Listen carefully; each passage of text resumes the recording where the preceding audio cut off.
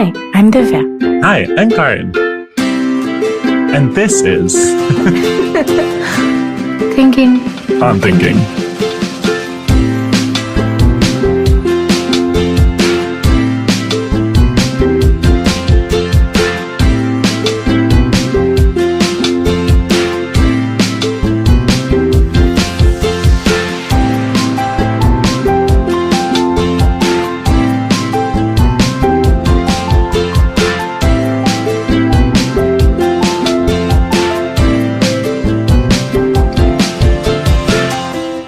Welcome to this episode of Thinking on Thinking. Today we talk to Aditi Dimri from Cranberry about her switch from being in economics and policy to becoming a startup founder, how she got into healthcare, what kept her into it, and we discuss a lot about how our identity affects the way we make decisions. Hi, so maybe Aditi, do you want to tell us a little bit about what you do currently and maybe tiny bit about how you got to be where you are today? I'm going to tell you a very long story. No.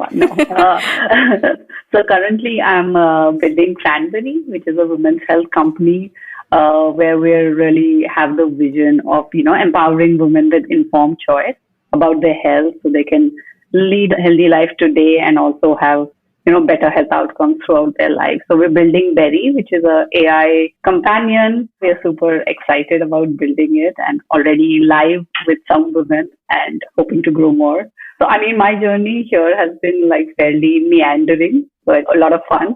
I don't come from a health background, but I've been working more in public health and on women's health topics since almost 6-7 years now. I think when I was in undergrad, and that time I did an internship, and basically based on that, I was like, oh, I want to do something where I make impact at a large scale. So I think that was my aha moment at 20. And that time I thought the way to do it is through governance and policy. And so basically I went and studied economics, and I've been throughout working with governments and, the World Bank, doing policy, research, data, behavior change, all really fun things. A lot of very I find challenging and interesting problems like maternal anemia, to how to measure impact of COVID in Mozambique. And but I think I realized, because I had worked in a startup once, that I wanted to do things more in an interdisciplinary and a iterative way. I thought a lot of the problems I was working on, they could not be solved by economists like me alone, for sure. That's interesting. Wait, what kind of problems do you feel like can be solved by economists alone? I would say things about the fiscal policy, what should be the interest rate, pension policies. So a part of my PhD was also on measuring inequality and poverty. And those things I would think is really economist domain. And they have the tools and they're trained to do that. But what happens with policy, or at least what I took away, was that it was again quite dominated by economists like me, which is a good privileged position to have. But say I was working in health policy, and there I felt it needed much more interdisciplinary things, in the sense that we actually needed the best people of health, the best people of tech, the best people of behavior change, of design, to come together and solve these really hard problems. So one, I think, insight was that. And the other insight was often things were done in a very long time frame, that you decide something, you do it for a year. Whereas I had seen in the startup world that things were done much more iteratively, which is again the kind of problem solving method I think is needed for the kind of problems we're trying to solve there. So based on those things, then I think around 4 years ago, I was like, oh, I want to transition out of academics and do something urgently about women's health now. So then I started building something called Hyg1, which was more in preventive health broadly. And then I met Saraswati and we started building Cranberry. Okay, so I have so many different questions and so many different things.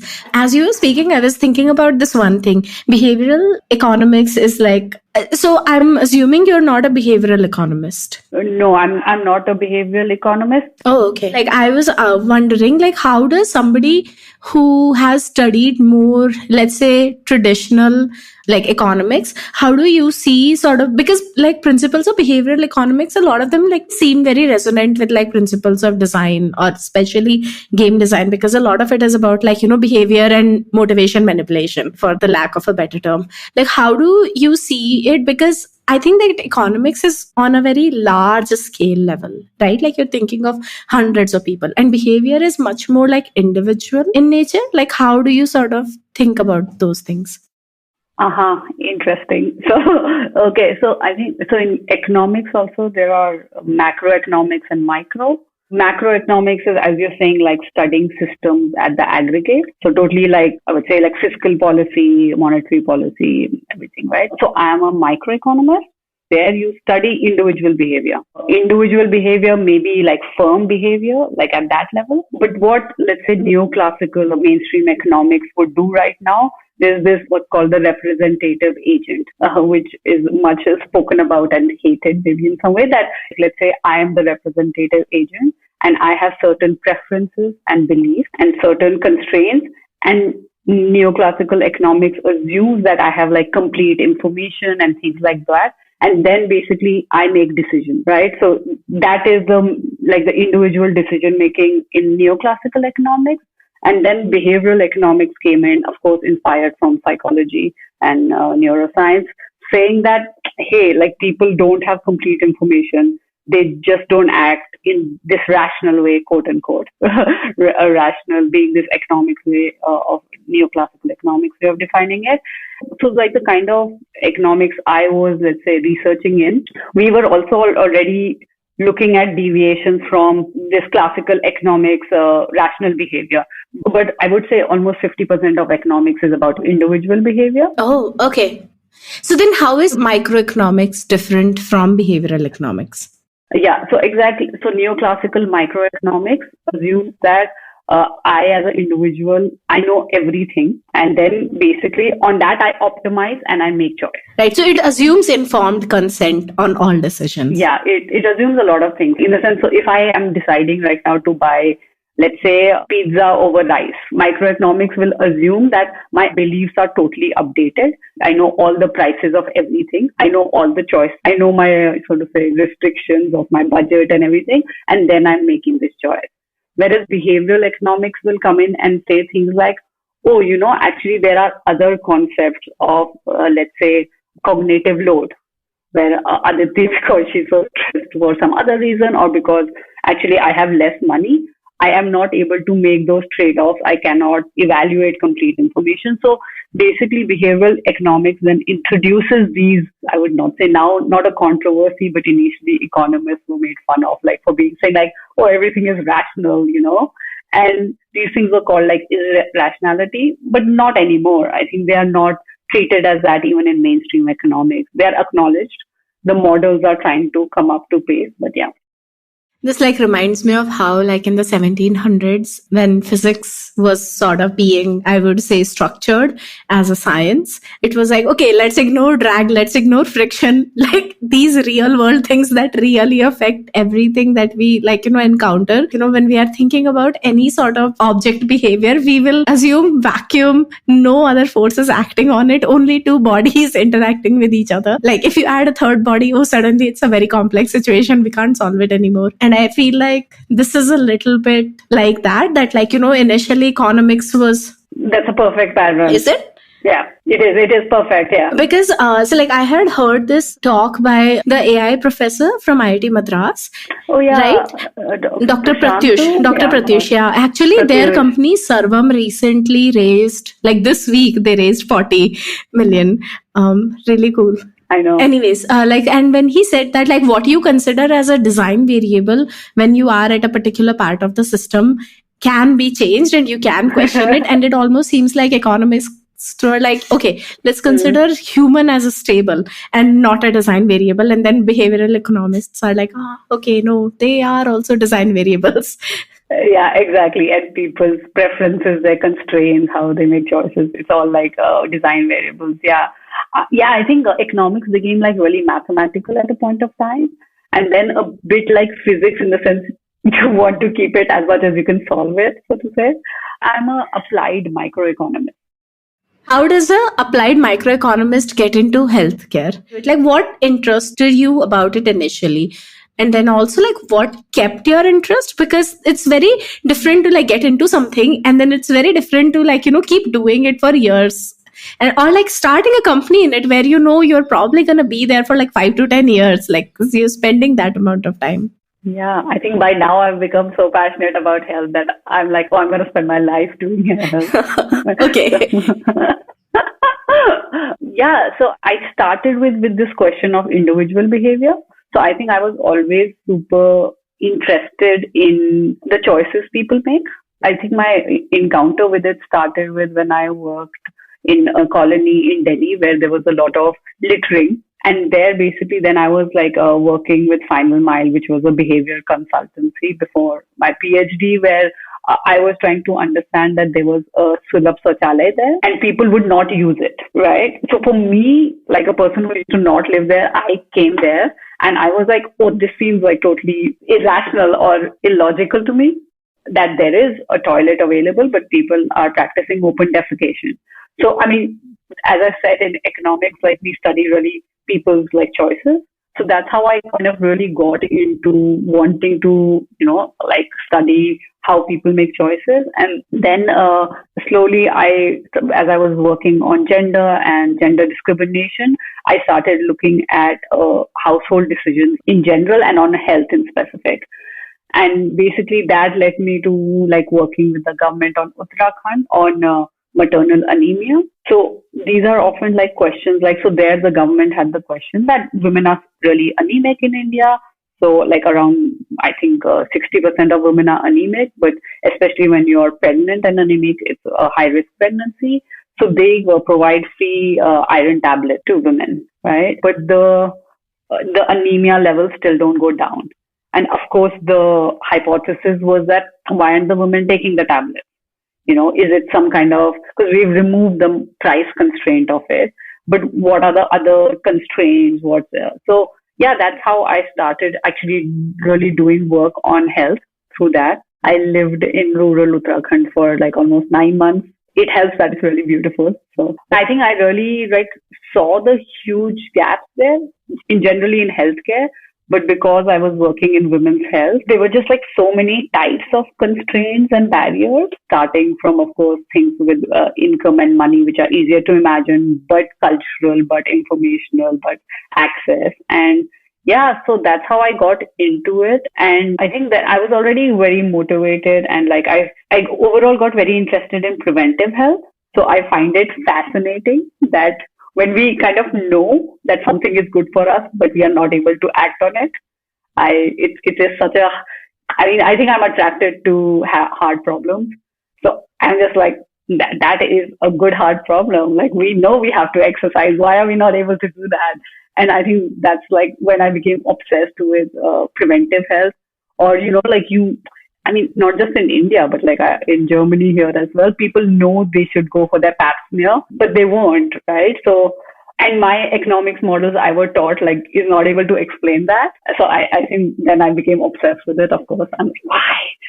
so So, what is a model that explains that? Like, I have been needing to go to the eye doctor for a checkup for a year. I know that, like, my distant vision is kind of going, and I haven't gone for a year. I know I need specs. Like, I can't read when it is far away. I know I have cylindrical power. How much is the question? And I'm not going.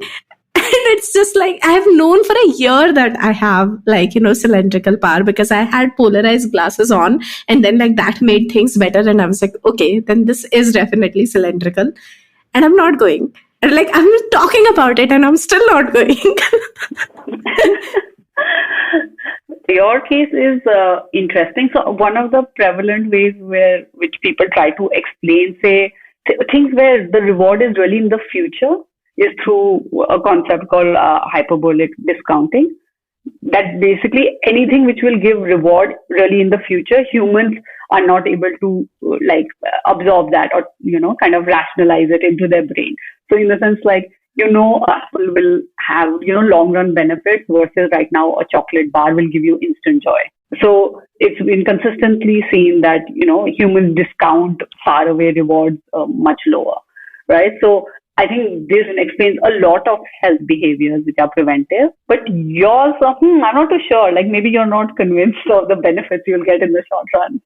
Yeah, I also don't know. And it's very interesting. Like every time I tell somebody, they're like, just go to the doctor. It's not gonna take too long. It's like a 2 minute thing. And I'm just like, but I am not able to do it because I am not free on the weekend, which is such a ridiculous lie that I'm telling myself.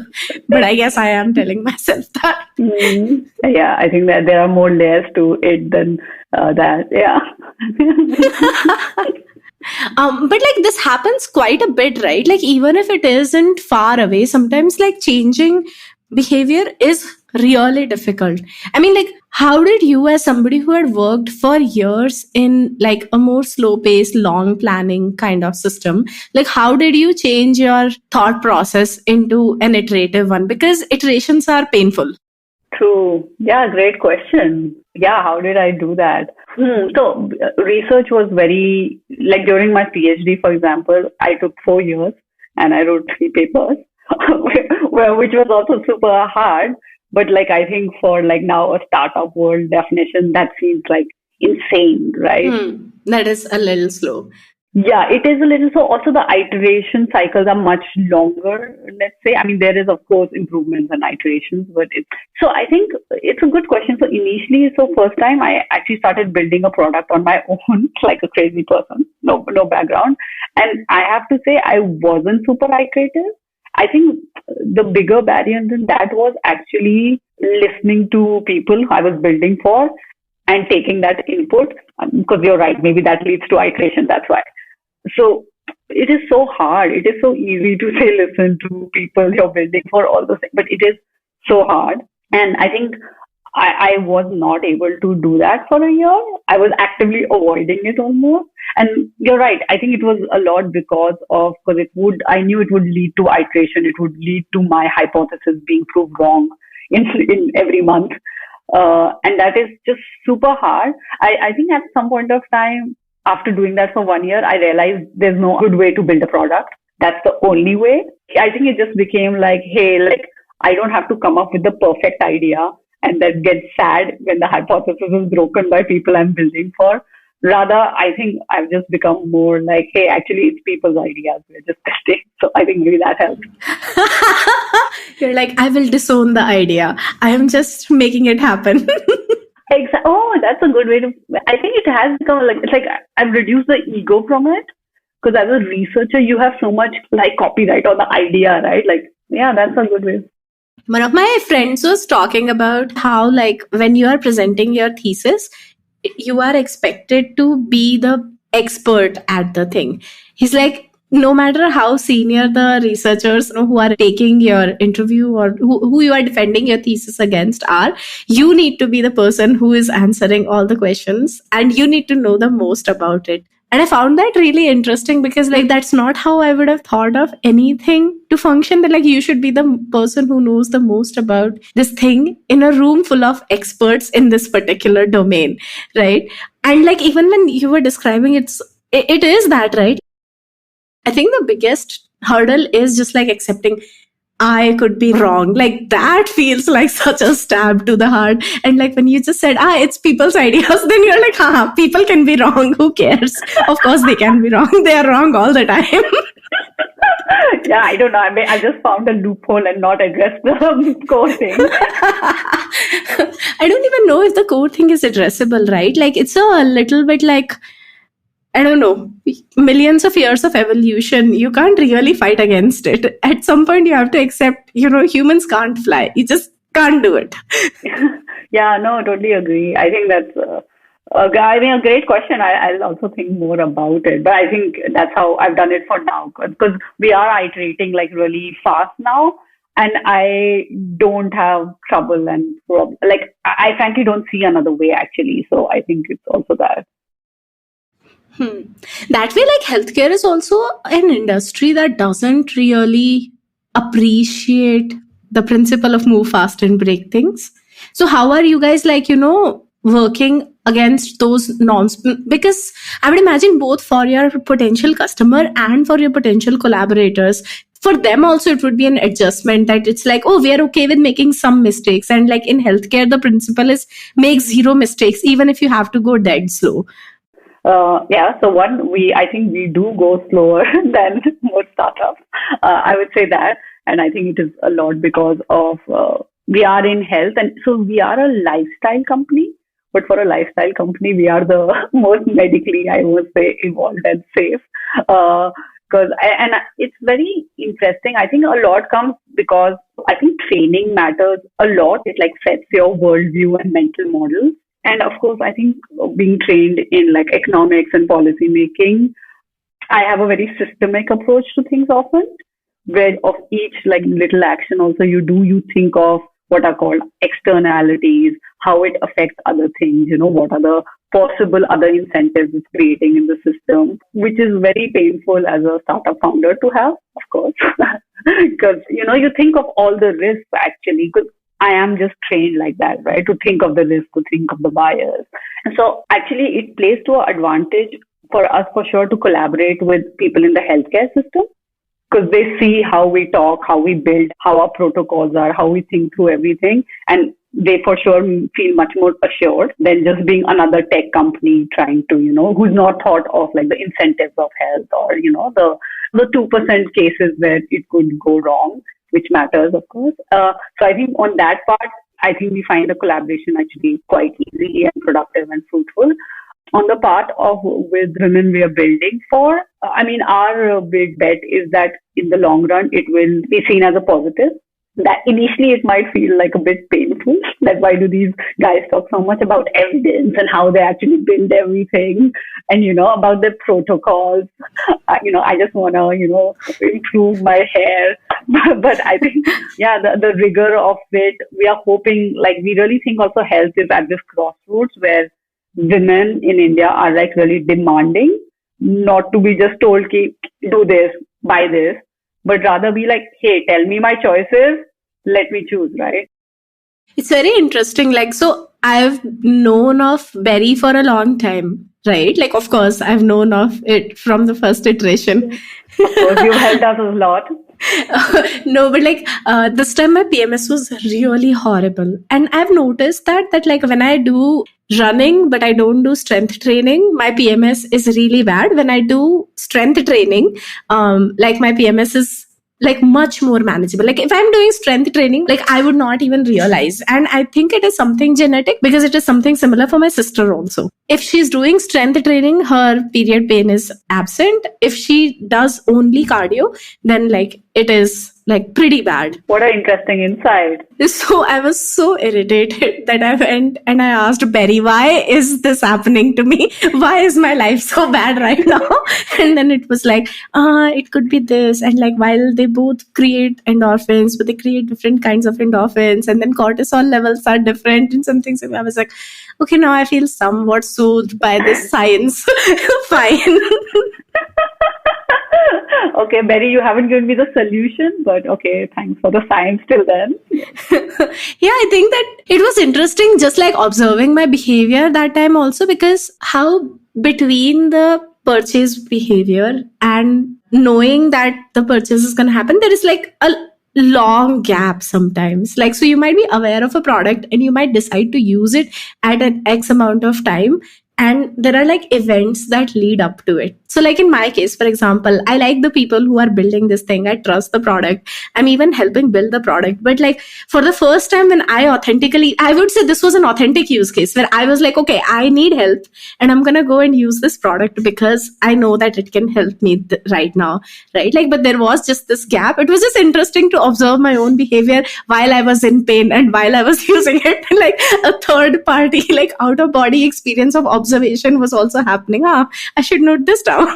Yeah, that's super interesting. And did you get any insights on like, because it was, I guess, totally organic, right? You just thought of it and you were like, let me ask Berry. Yeah. In the last maybe like few months, what has started happening is like when I have a question, and especially it's this question of not purely logical variety or purely informational variety, I go and ask GPT my questions. And I think like that behavior like has slowly started translating into other areas where like earlier I would have gone and wanted to ask like a friend of mine who is a doctor. Now I don't have any doctor friends. So I can't do that. But like now I've realized, like, for example, if I have a coding question, I'll go and ask GPT. I will not go and ask my sister. At a subconscious level, that was what primed me to just be like, okay, go and ask the bot about it, because the bot, like, probability that the bot knows why this is happening, if this is a real thing. Have you noticed that like people sort of semi gaslight themselves when they are thinking about their own health, like especially women, they would like try to sort of minimize it or stuff like that? Have you guys encountered that? Yeah, I mean, I think tons, lots. I mean, I think overall we are like, I think getting the insight that of two things. Like a lot of times, like women just don't know how to express their what they're feeling, especially with things like period pain or anything with our reproductive system and all. We've been told so much that this is something being part of a woman, that it's so quote unquote normal that I would say personally, even me. So when we started working on this actively on like menstrual health, I was always like, I don't have period pain. But as I started like tracking stuff and like seeing how my cycle is, and then I actually started documenting if I was having a painkiller during my first day or second day. And I was like, oh, I actually like do have this, and it's crazy. It's like, I think mentally, like PMS is even harder, right? Because it's much tougher to capture. But even with like period of physical pain, I would say I also did not capture it. And so we feel a lot of times when we like talk to women more, we describe it. We describe our pain, other people's pain, give the vocabulary, give a severity scale. Then they're like, oh yeah, actually, I just have to lie in bed for the whole day. And then you're like, yes. And then they'll be like, so I might say I have period pain. It's like, yes. Yeah. So it's so deep. You're totally right. It's gaslighting yourself. Like there is this thing in psychology where if you articulate something, if you name something, then like you make it real, and like the pain quote unquote lessens, but also it becomes more real. So now you have to incorporate it in your identity, otherwise you can like keep it separate. I wonder if it is also that like, if you just accept that, yeah, once a month for 3 days I am in a lot of pain, or like my life is really hard, then suddenly you're like, okay, but I'm not a weak person. And like that's the part that of your identity that it suddenly like, sort of clashes against. Okay, this is like slightly dark, but I was recently listening to a video essay where they were discussing about how when women are asked outrightly that have they been victims of sexual assault, they will say, like, more often than not, they will say, no, I haven't. But then they will describe like encounters with their partners or like, with family members or something, where they would describe exact symptoms, and they would just be like, no, but I have not been a victim of anything. And I feel like when you were describing, it's a little bit like that. Yeah, that's super interesting, this idea of, I didn't know this psychology concept. So yeah, it's good what you're saying. So the point is, but we'll have to remove that stigma, right? I think because with a lot of these things, especially I would say with sexual assault, like there's so much that you are a victim then, right? And so that way, even in menstrual pain, I'm guessing with PCOS now we say there's definitely that label which like women do not want, because there's so much fear around it. Health is so much about fear, about insecurity, and interesting usage of word. Health is so much about fear. Do you want to like talk more about that?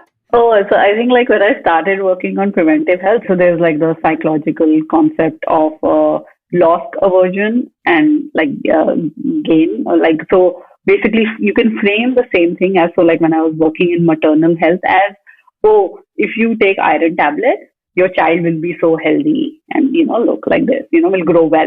The other way of framing it is that, oh, if you don't eat the tablets, your child might die as soon as it's born, or the child will be, 1 kg.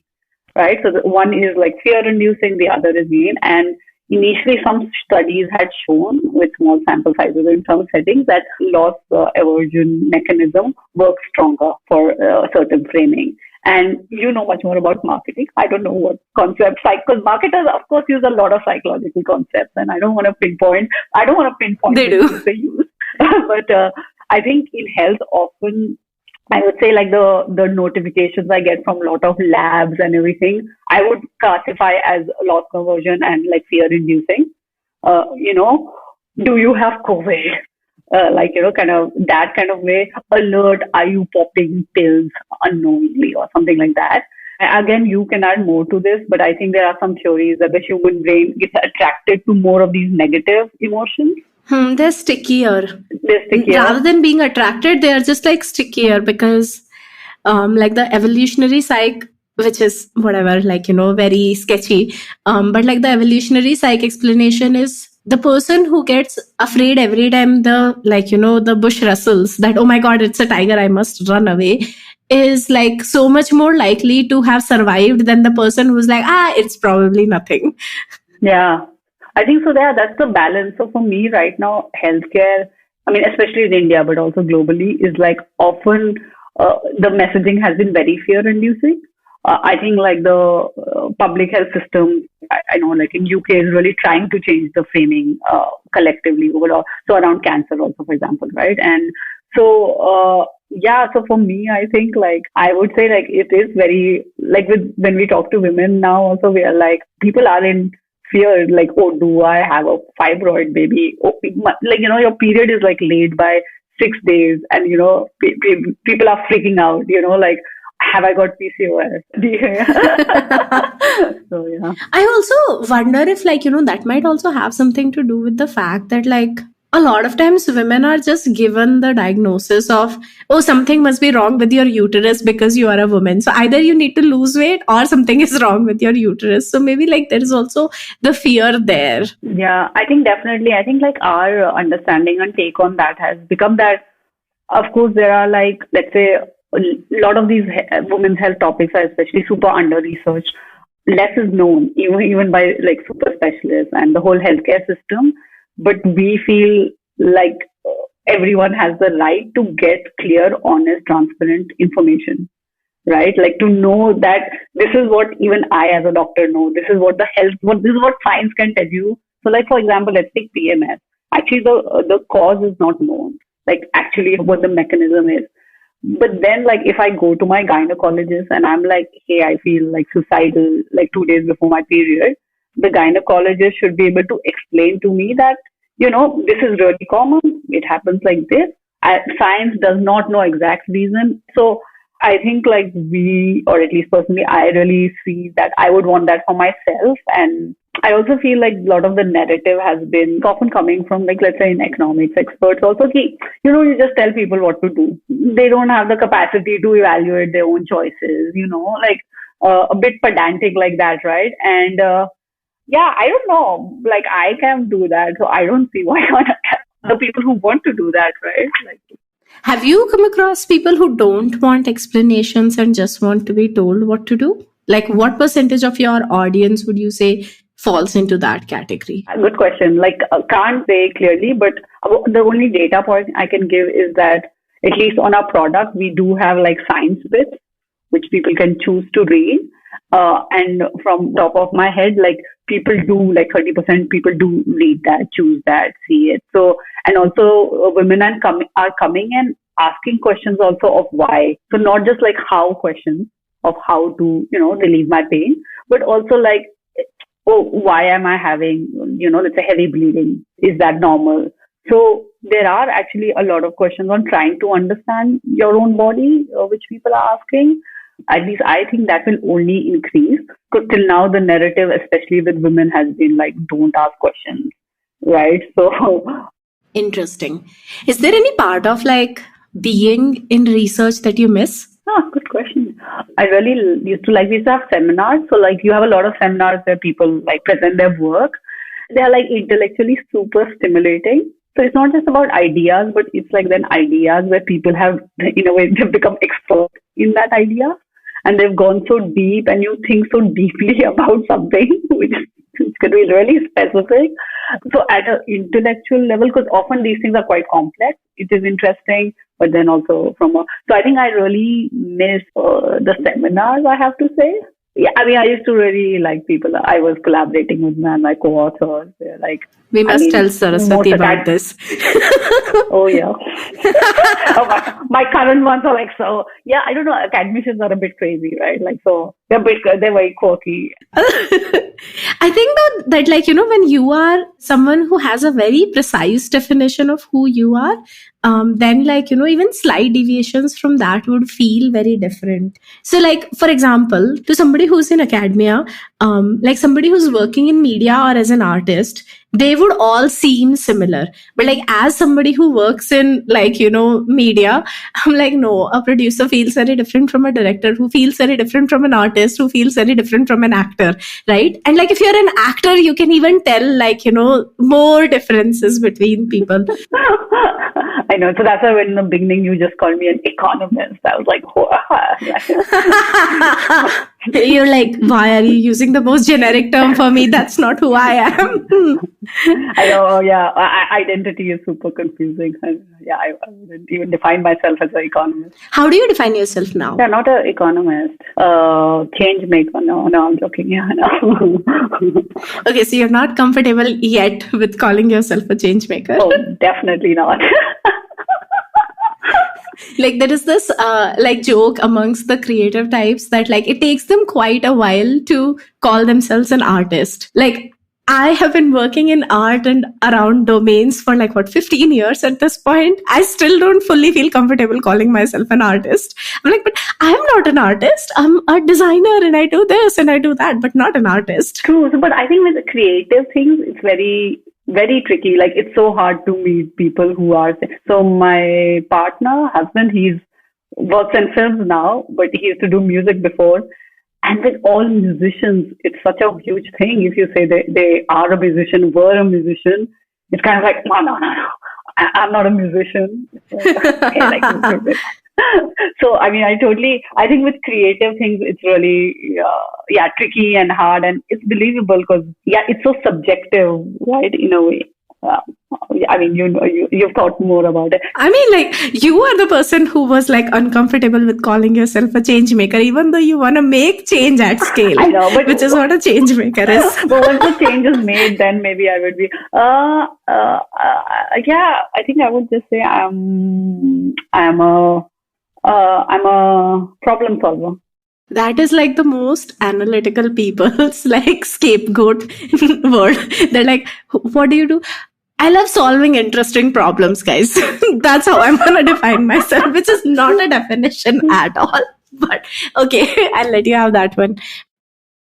Would you say like the nature of collaboration between people who work in like, how is it different working with somebody in close proximity when you are aiming for like a far out goal and there are no intermediary steps, so to say, and then working with somebody where you do have a far out goal, but then you are also thinking, okay, next week we got to do this. And then the week after that, we got to do this. Yeah, I mean, very different. So I think good question. Like in research, there were often like no goals or anything planned for like could be months actually, which I think will like make some people faint or have a heart attack. Like, So it's very interesting because startup has so much uncertainty and research has so much uncertainty.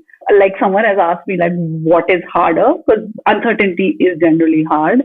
I think in some ways I found the research uncertainty harder in terms of, because in research though, like you have a job and you're getting paid. I think in startup, it's more the money part of it is more like, I would say, stressful, uncertain. Right? So, uncertain, yeah. Because because in research, usually you have a job, you're paid, and then, but in terms of like, say in a startup, it's like what you said totally correctly, that there are always goals, right? At least at a quarter level, then like, and you have like very clear outputs, right? There's always going to be a output which is coming out. There's not very long periods of ideation or, just open the box and just like roam around there.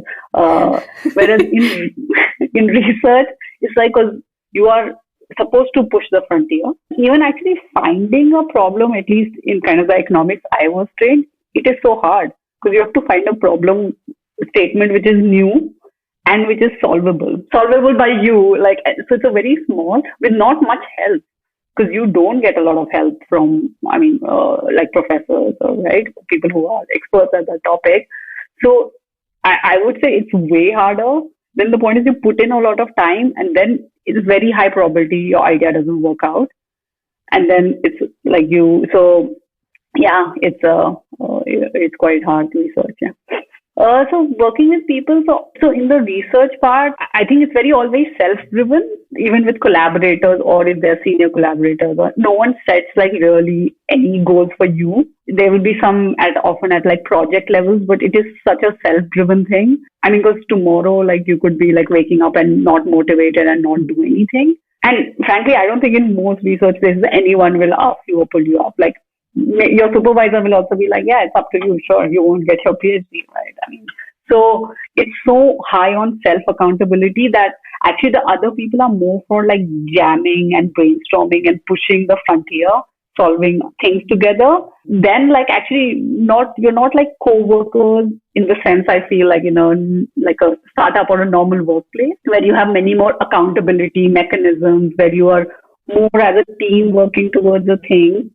So even in research, if you're working on the same paper with other people, yeah, it's somehow like the dynamic is quite different. It's still very self-driven.